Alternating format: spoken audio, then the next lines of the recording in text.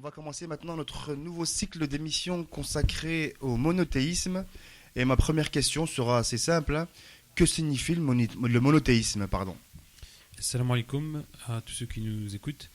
Alors, bonne question. Le monothéisme, qu'on appelle en arabe le tawhid, alors c'est un concept essentiel, fondamental en islam, qui constitue même la colonne vertébrale de la religion musulmane. Alors, qu'est-ce que ça signifie?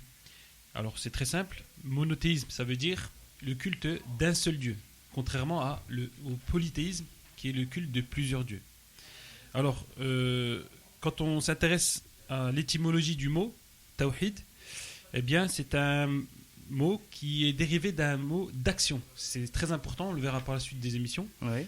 Pourquoi? Parce que ça signifie le fait d'unir, de rendre un. C'est-à-dire, le tawhid, c'est une action, c'est pas forcément simplement une doctrine, j'ai envie de dire, imaginaire. C'est avant toute chose une action qui va consister à unir les choses dans la vie. Donc c'est ça qu'on appelle le tawhid, donc ce qui est quelque chose de très large. On aura l'occasion d'aller plus dans le détail par rapport à ça.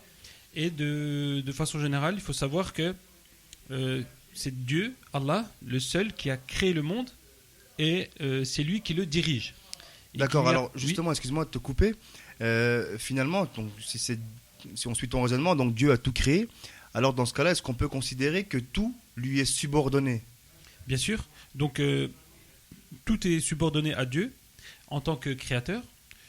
Par exemple, le soleil, la lune, la terre, les anges, etc. Tous lui sont subordonnés, c'est-à-dire sont soumis à lui et ils exécutent ses commandements. Ça, c'est quelque chose de fondamental quand on parle de monothéisme. C'est que Dieu est la source et le pouvoir de toute chose et que toute chose s'humilie et se soumet d'une manière ou d'une autre devant lui. D'accord, très bien. Alors tu nous as brièvement défini ce qu'était le monothéisme, tu nous as parlé un petit peu du polythéisme. Alors est-ce qu'aujourd'hui, il existe de nouvelles formes de monothéisme et d'adoration? Ou de polythéisme, pardon, plutôt. Oui, salam alaikum. Donc je vais poursuivre dans la lancée. Je suis très content de vous rejoindre pour poursuivre ces émissions consacrées à l'islam et ce nouveau thème qui parle du monothéisme. Donc, il nous a donné une définition très simple du monothéisme.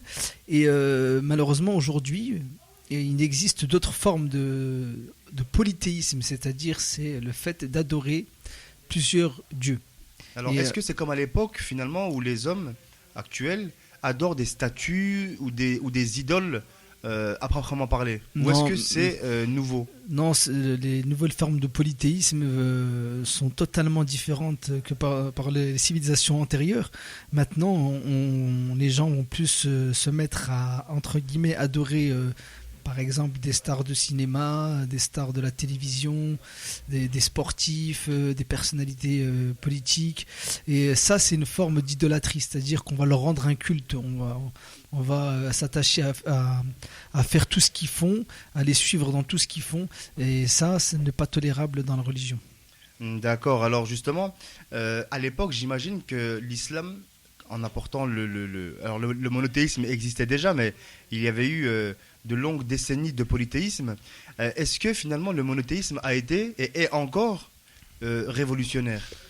Bien effectivement, quand on retrace l'histoire de l'islam, il faut savoir que l'islam est apparu dans une religion qui était idolâtre, c'est-à-dire qu'ils adoraient des statues. C'est qu'autour de la Mecque, il y avait 360 statues, et les Mécois étaient des idolâtres, c'est-à-dire qu'ils adoraient, c'est des polythéistes. Donc le prophète de l'islam, que les prières de Dieu soient sur lui ainsi que sur sa sainte famille, est venu et a complètement changé le système mécois. Et donc il a instauré le monothéisme et depuis plus de 1400 ans, ça a révolutionné non seulement la péninsule arabique, mais le monde entier. C'est-à-dire qu'après l'islam s'est propagé dans le monde entier. Donc le monothéisme, il a toujours existé, il était là au début.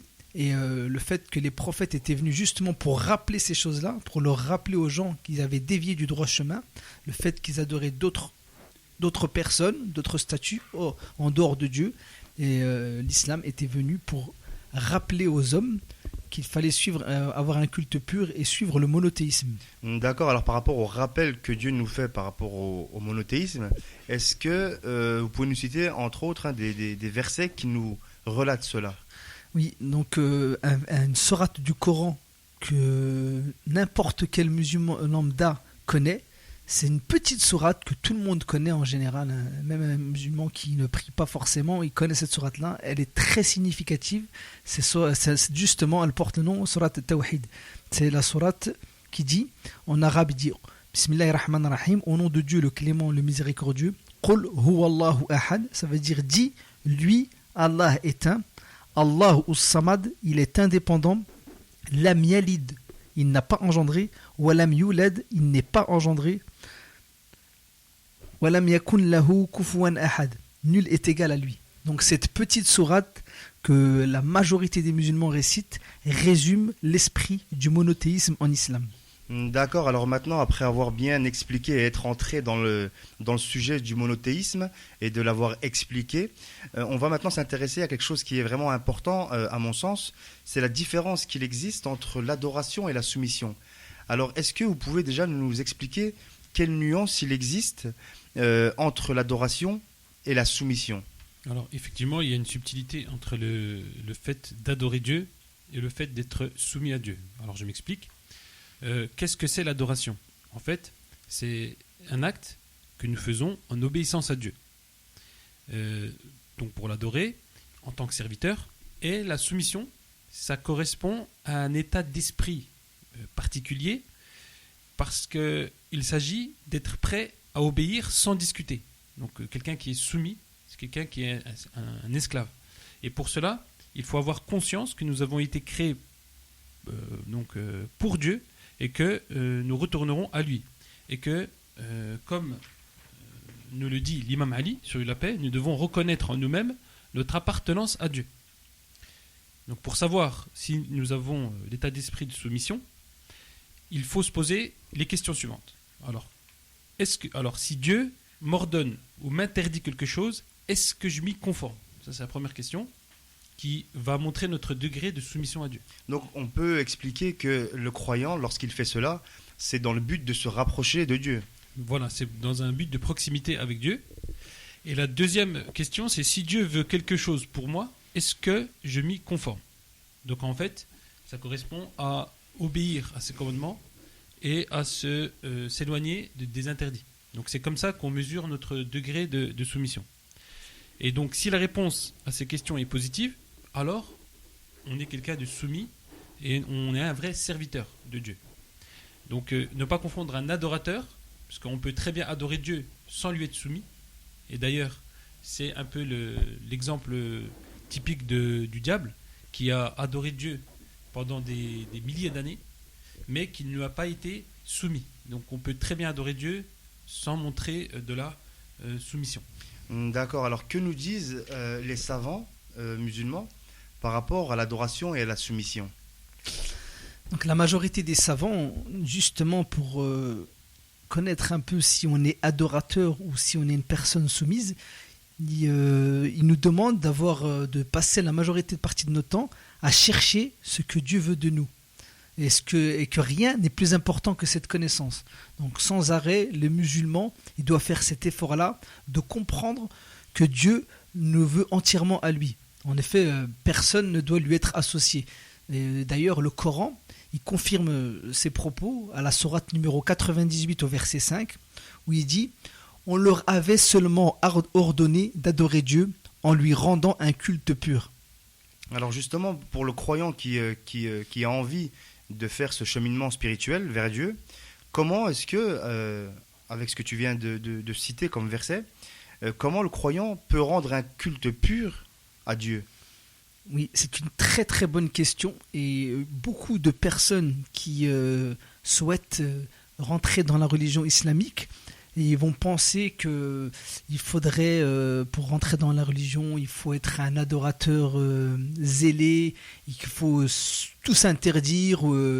Et ça, c'est une tendance chez beaucoup de musulmans qui pensent que c'est une religion d'interdit et qu'il n'y a pas il y a pas forcément de règles où c'est qu'on a le droit de rien faire et tout. Ben, c'est totalement le contraire. Et la première des choses qu'il faut faire, c'est justement déjà de connaître l'histoire islamique. Et quand on connaîtra l'histoire islamique, justement, on va comprendre ce que Dieu veut de nous, c'est-à-dire la législation, ce qu'on a le droit de faire et ce qu'on n'a pas le droit de faire. Et ça, c'est la base des bases. C'est la jurisprudence islamique. Donc c'est la première des choses à faire, c'est de connaître ce qui est autorisé et ce qui est interdit. Alors, est-ce qu'on peut dire que finalement, il y a des priorités pour rendre un culte à Dieu? Et si oui, quelles sont-elles? Oui, effectivement, pour rendre un culte pur à Dieu, il y a des priorités. Donc, j'avais dit avant la pause que la première des choses en tant que musulman, c'est de connaître la législation de Dieu, c'est-à-dire la jurisprudence, c'est-à-dire ce qui est autorisé et ce qui est interdit. Donc, pour citer un verset du Coran, Sourate 22 au verset 32, où Dieu dit « Quiconque prend en toute considération les injonctions sacrées de Dieu, cela relève de la piété des cœurs. » Donc, c'est pour appuyer nos propos. Et donc, les priorités, donc, ça va être ce qui est d'abord obligatoire. Ensuite, viendront les recommandations, c'est-à-dire les choses qui ne sont pas obligatoires, mais qui sont fortement conseillées. Donc, l'obligatoire d'abord et le surérogatoire ensuite. Et donc, est-ce que, tout à l'heure, avant la pause, on parlait des différentes épreuves que peut connaître le croyant durant son cheminement spirituel. Alors, est-ce que vous avez des exemples à nous donner, notamment de prophètes, entre autres, pour que le croyant prenne modèle sur eux dans son intention de se rapprocher de Dieu? Oui, les modèles ne manquent pas du tout dans l'histoire. Donc, parce que je pense entre autres au prophète Ibrahim, oui. On en parlait un petit peu tout à l'heure, qui lui était un modèle de vertu et puis également un modèle de sacrifice pour se rapprocher de Dieu. Alors le prophète Ibrahim, sur la paix, il vivait, c'est le modèle même de celui qui vit dans l'effacement de sa propre volonté devant la volonté divine. Alors, et qui ne va pas hésiter à sacrifier son propre fils, qu'il avait tant attendu, parce que ce qu'il faut bien savoir, c'est que ce fils-là, il l'avait attendu depuis longtemps, puisque sa femme était stérile, et qui va se marier plus tard avec Hajar pour avoir ce fils-là, Ismaïl. Donc, il va attendre cet enfant, l'aimer, et donc il va, pour obéir et pour effacer sa volonté devant celle de Dieu, il va donc le sacrifier. D'ailleurs, quand il l'avait bébé abandonné dans le désert, c'est aussi avec cette confiance en Dieu qu'il avait agi ainsi. Donc vraiment, Ibrahim, sur lui la paix, le prophète Abraham, est le modèle même de celui qui va s'effacer. D'accord, alors à contrario, est-ce qu'on peut prendre le contre-exemple notamment du diable, Iblis, qu'on appelle dans la tradition islamique, qui lui croit en Dieu mais n'est pas soumis et désobéit? Alors est-ce qu'il y a des leçons aussi à tirer du diable finalement? Bien sûr, puisque le diable à la base faisait partie des rapprochés, des anges rapprochés. Il adorait Dieu de façon vraiment très approfondie pendant beaucoup d'années en tout cas. Et donc va venir le moment de l'épreuve où Dieu va lui donner l'ordre de se soumettre à autre que lui, c'est-à-dire à Adam sur la paix. Et par conséquent, le fond de Iblis va ressortir, c'est-à-dire que c'était un adorateur certes, mais n'était pas soumis. C'est-à-dire que il disait à Dieu, je peux t'adorer, je t'adore toi, et je me soumets à toi, mais je ne supporterai pas la soumission envers quiconque, envers un autre que toi. Donc il se prétendait supérieur, etc.